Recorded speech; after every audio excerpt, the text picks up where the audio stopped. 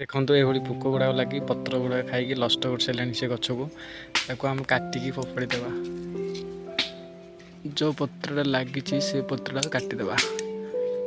କାଟିଦେଲା ପରେ ଛୋଟିଆ ଗଛଟି ଅଛି, ଏ ଗଛରେ ମୋତେ ଲାଗିଲାଣି ପୋକ। କ'ଣ କହିବି ସେ ପୋକ।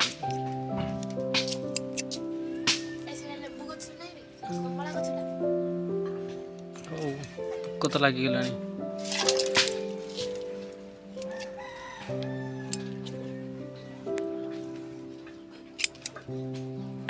ଦେଖନ୍ତୁ ବାଇଗଣ ଗଛରେ ମଧ୍ୟ ପୋକ ଲାଗିକି ପତ୍ର ଗୁଡ଼ାକ ନଷ୍ଟ କରିସାରିଲାଣି। ସେଥିପାଇଁ ଆକୁ କାଟିକି ଫୋପାଡ଼ି ଦେବା, ନହେଲେ ପୁରା ଗଛଟି ନଷ୍ଟ ହୋଇଯିବ।